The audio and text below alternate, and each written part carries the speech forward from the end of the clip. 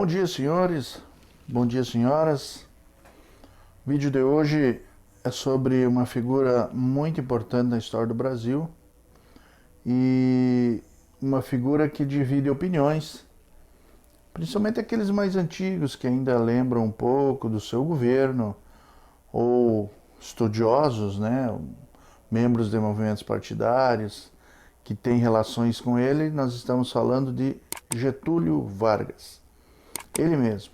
E aí é aquela questão, né? Getúlio foi o maior presidente da história do Brasil ou foi um ditador? Ou as duas coisas? Vamos junto agora aprender um pouquinho e talvez ao final do vídeo você possa concluir, certo? Bom, primeiro é importante a gente ter uma noção de como que Vargas chega ao poder. Vargas já era um político já experiente, tinha sido deputado estadual pelo Rio Grande do Sul, deputado federal, era presidente do Rio Grande do Sul, que equivale hoje a governador do estado, e foi candidato em 1929 na eleição presidencial.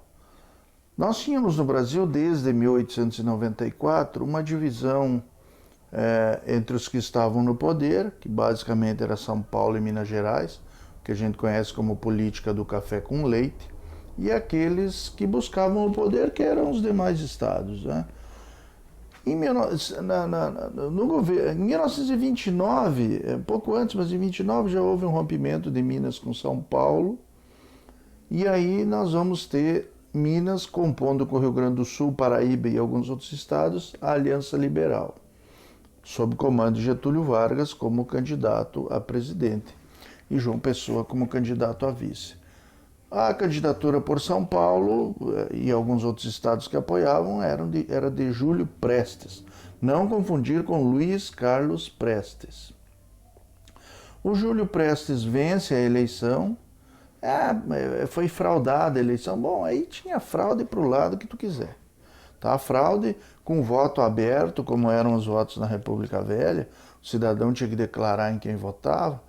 Aí era complicado, né? O que a gente chama de voto de cabresto. O indivíduo acaba sendo conduzido a votar para este ou para aquele. Não tem muita escolha, não é?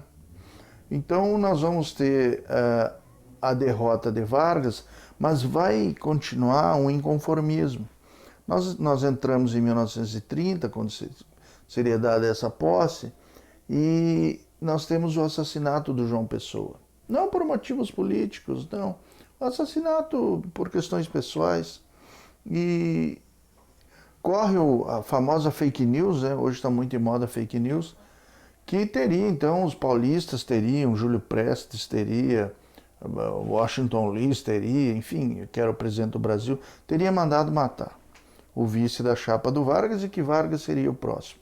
Então vão ocorrer movimentos em todo o Brasil, principalmente Rio Grande do Sul, alguns estados do Nordeste e Minas Gerais, militares e civis vão se armar e vão rumar rumo ao Rio de Janeiro, que era a capital do Brasil, para depor o presidente. O presidente acaba saindo, então, e Vargas assume o poder. Isso é chamado de Revolução de 1930. Poxa, é revolução ou é golpe? As coisas podem coabitar nesse campo, tá? Golpe é quando há um subvertimento, deixa eu achar uma palavra mais fácil, quando ocorre um final, um desmanche no Estado legal, né, no Estado da lei. Então, se Vargas assumiu pelas armas, é um golpe. Ele havia perdido a eleição, o próximo presidente deveria ser Júlio Prestes. Mas também pode ser visto como revolução quando as revoluções são quando ocorrem mudanças estruturais profundas. E nós vamos ter mudanças estruturais profundas, né, que nós vamos ver adiante. Foi golpe? Foi. Foi revolução? Também foi, né, pelo menos no meu ponto de vista. Bom, então Vargas assume o poder e nós vamos dividir o governo dele em três partes. Primeiro a gente chama de governo provisório, de 1930 a 1934. Na sequência, o governo constitucional, de 34 a 37, e a partir de 1937 até o fim desse primeiro governo Vargas, 1945, o Estado Novo, que foi uma ditadura. Vamos ver então o primeiro governo, a primeira parte do governo Vargas. A primeira coisa que o Vargas faz é retirar os poderes da Constituição de 1891, né, que é a segunda Constituição brasileira. Primeira 1824, segunda 1891. Então, essa Constituição deixa de ter poderes. Vargas vai colocar interventores nos governos dos estados e nas principais cidades, né, gente dele, é claro. E começa, então, um novo modelo, né, vamos dizer assim, rompendo basicamente com aquele governo dos cafeicultores de São Paulo, né, com aquele modelo. Tá? Esse novo modelo Vargas começa com criação de ministérios. Então você já pensa aí, poxa, professor, mais ministério, mas ministérios importantes, gente. Imagine, o Ministério da Saúde não tinha, da Educação também não, do Trabalho, do Comércio. Então o Vargas começa a dar um corpo ao Estado brasileiro, né, para que se tenha pessoas capacitadas com políticas públicas para cada área de interesse, né? Nesse caso, principalmente trabalho, comércio, educação e saúde. Mas o Vargas tinha prometido eleições. É coisa que você faz. Vamos fazer eleição. E ele não faz eleição em 30, ele não faz em 31, ele não faz em 32. Então, em 1932, São Paulo, que tinha sido derrotado na outra eleição, se revolta. É a Revolução de 32, Revolução Constitucionalista de 1932. São Paulo contra o resto do Brasil. Não era só São Paulo, né? Teria uma ajuda do Mato Grosso, Rio de Janeiro, que na prática não aconteceu nada disso. Nós teremos uma pequena guerra civil no Brasil, o número de mortes não foi tão elevado, e o Vargas, com o exército brasileiro, vai vencer então os paulistas, mas tem uma vitória militar, mas tem uma derrota política, porque o Vargas meio que se vê obrigado a fazer uma nova Constituição, e aí ele convoca uma Assembleia Nacional Constituinte, e tem que fazer mudanças no voto, que vão vir logo após. Então há sim uma vitória política dos paulistas. Nesse período, isso é 1932. Então, em 1933 é convocada essa Assembleia Nacional Constituinte, ela é votada, né? Em 34 ela passa a valer e o Vargas é eleito, então, pela primeira vez, presidente do Brasil, de forma indireta. Atenção, atenção, principalmente quem vai fazer Enem. Tá? A eleição do Vargas é indireta, o povo não vota. Apesar da nova Constituição dizer que o voto passa a ser direto, o voto passa a ser fechado, né? O voto era aberto, agora é fechado, que a gente chama hoje de voto secreto. Mulheres votam, então, quer dizer, pelo menos na teoria, né? Que na prática o presidente acabou sendo eleito pelos deputados. E aí nós iniciamos o segundo período do governo Vargas, que é o período constitucional. Nesse período nós vamos ter uma polarização muito grande no Brasil. Nós vamos ter dois grupos muito claros, que são dois partidos, mas são partidos até armados, né? A violência impera.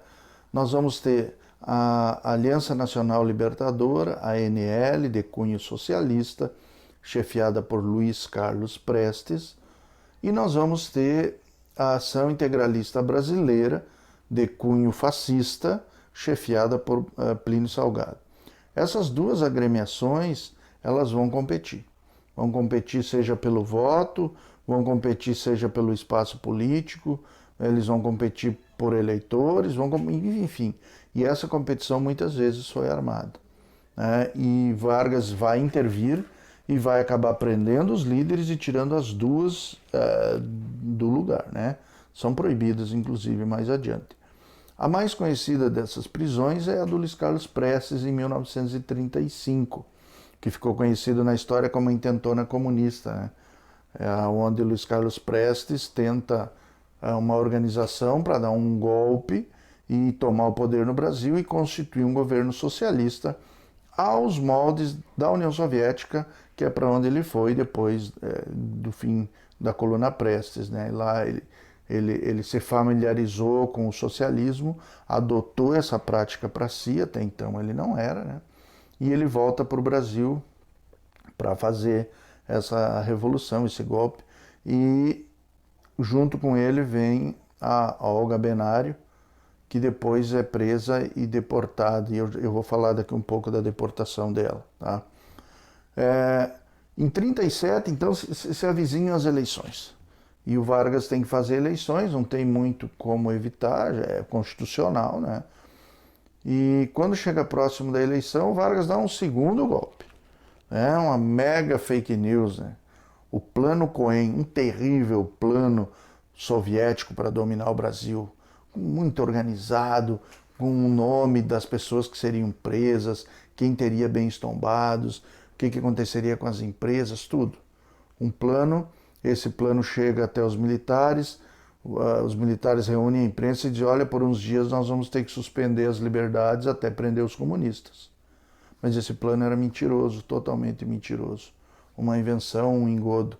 E aí começa o governo ditatorial de Vargas, chamado Estado Novo. Talvez alguns dizem, mas foi uma ditadura tranquila. Não foi. Não foi. Falei da Olga Benário. O que acontece com a Olga? Ela é deportada, ela é judia, né? Ela é deportada para a Alemanha, onde ela é morta num campo de concentração. Daí ela não era brasileira, professor? Mas o filho que ela levava era o filho do Prestes. A filha, no caso, a Anitta, e nasceu num campo de concentração. Só para dar um exemplo de como essa ditadura varguista foi cruel. Uma mulher grávida de um brasileiro foi levada para morrer. Tá? E Vargas tinha essa aproximação com Hitler e Mussolini, né, ideológica. Mussolini ele chegou a trocar cartas, com Hitler não, você sabe, a princípio não. Mas ele tinha essa aproximação ideológica com o fascismo, ele era um ditador, não de direita, não um ditador fascista, né, ele era trabalhista, um cunho um pouquinho diferente. Mas no governo dele, todas aquelas ações do nazismo e do fascismo, ou quase todas, elas aconteceram. Tá? Aqui tem um linkzinho para o vídeo do nazismo e do fascismo. Assiste lá para te ficar entendendo, você que não tem claras noções de nazismo e de fascismo. O Vargas, então, durante o Estado Novo, vai propor a ditadura. Culto ao líder, modificação na educação, fim dos partidos políticos, não tem mais nenhum partido, não tem vice-presidente, é proibido greve, censura na TV, né? Censura no rádio e no meio impresso. O Vargas vai criar o DIP, Departamento de Imprensa e Propaganda, era um grande órgão governamental responsável, sim, por censurar tudo que saía, né? Inclusive livro escolar, jornal, programas de rádio, tudo passava por uma censura. Isso é ditadura, ou tem outro nome, eu não estou sabendo, né? Em 1943, nós vamos ter a criação da CLT, Consolidação das Leis Trabalhistas. Essa era uma preocupação já de Vargas desde a eleição de 29, que era criar um sistema de proteção ao trabalhador brasileiro, como, por exemplo, o salário mínimo. Tu pode até você acha, mas é pouco. É pouco porque é pouco, mas e se não tem ele? Seria menos do que o pouco, né? A aposentadoria, a carteira de trabalho, né, para que o cidadão possa ter o registro dos seus trabalhos, a sua contribuição para depois se aposentar. Então, essas questões todas que vêm com o governo Vargas de proteção ao trabalhador, elas são benéficas ao trabalhador, né? Então, assim, aí a defesa daqueles que dizem, não, mas foi uma ditadura, mas teve coisas boas, né? Bom, se não tivesse também aí, né? Por favor. E Vargas se conduz, então, sendo adorado pelos brasileiros, considerado o pai dos pobres, né? É um governo bem assistencialista, mas que tinha um culto ao líder e com a censura nos meios de comunicação, o povo recebia só notícias boas, né? Então o governo, diante da opinião popular, era muito quisto, né? Qual é o problema do Vargas? É a Segunda Guerra Mundial. Por quê? Porque, assim, ideologicamente ele se aliaria a Mussolini e Hitler, Itália e Alemanha e Japão. Mas ele prefere não se envolver, até que chega um momento em que ele não tem muita escolha, porque os Estados Unidos entram na guerra, início de 43, 1943, e pressiona o Brasil, porque eles querem montar bases no Nordeste brasileiro. E essas bases serão muito importantes durante a guerra, porque nessas bases vão zarpar navios e submarinos estadunidenses que farão o controle do Oceano Atlântico, muito povoado por navios e submarinos alemães. Então é um ponto estratégico importante. E aí Vargas tem uma encruzilhada. Poxa, ele é um ditador que vai entrar na guerra apoiando aqueles que lutam contra ditaduras. É paradoxal, né? É estranho isso, é polar isso, né? Bipolar isso, né? Mas ele acaba negociando com os Estados Unidos, recebe muito dinheiro, investe esse dinheiro na indústria, a indústria brasileira deve muito para o Vargas, e nessa mudança de lado, se é que dá para dizer isso, o Brasil acaba enviando homens também, 25 mil homens à guerra. A participação brasileira para a guerra não é tão significativa, né? Para o volume da guerra de milhões e milhões e milhões de homens. Mas é uma boa participação. O nosso exército vai para lá e não faz feio, né? Apesar da inexperiência em batalha, os brasileiros vão lá e fazem um belíssimo papel lutando nos campos da Itália. O problema do Vargas da Segunda Guerra está na volta dos brasileiros. Poxa, esses militares vão lá, vencem, e chegam aqui, tem um ditador. Poxa, foram lutar na Europa contra a ditadura e vêm para cá e tem um ditador. Então não resta outra alternativa aos militares não depor Vargas, né? Inclusive ele há uma ameaça de prisão, né?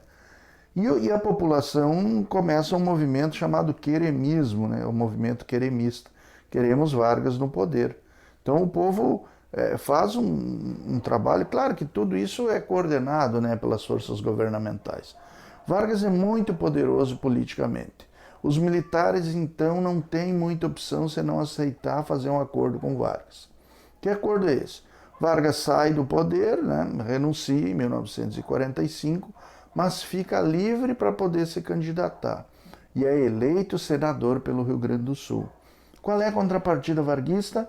Ele apoia o candidato a presidente dos militares, que é o general Dutra, e esse candidato então é vencedor. Então há uma troca de favores entre Vargas e esses oficiais que retornam da guerra. E com isso encerra então essa primeira fase de Vargas. Ele vai voltar mais tarde, eleito pelo voto direto. E um detalhe, a Petrobras. Já vi muito aluno errando questões sobre a Petrobras. No primeiro mandato do Vargas, ele manda perfurar poços de petróleo. Brasil afora, do lugar que vocês pensam tem poço perfurado. Mas a Petrobras é criada só no segundo governo, tá? A partir de 1951. Não confundam isso, tá? Por favor, principalmente quem vai para o Enem agora, no final do ano. Tá? Então esse é rapidamente o governo Vargas.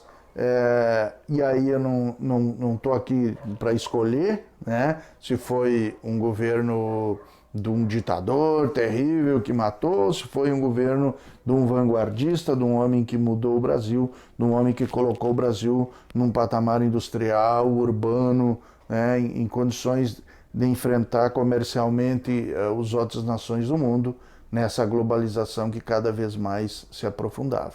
Mas espero então que com esse vídeo a gente possa ter entendido um pouquinho mais o governo Vargas.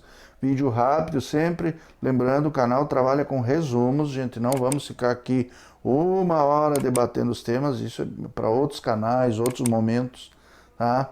Dizer que se você gostou do vídeo, se inscreva no canal, dá uma força boa aí, tá? Deixa o like, o sininho lá para o YouTube te avisar, né, quando tem vídeos novos. E nós vamos juntos, sempre aprendendo uns com os outros. As redes sociais estão na descrição e os comentários aí também você pode deixar a sua consideração, sua pergunta, enfim, até sua opinião contrária, né? Vivemos uma democracia e talvez no debate possamos aprender um pouco mais. Valeu para quem ficou até aqui, grande abraço, obrigado.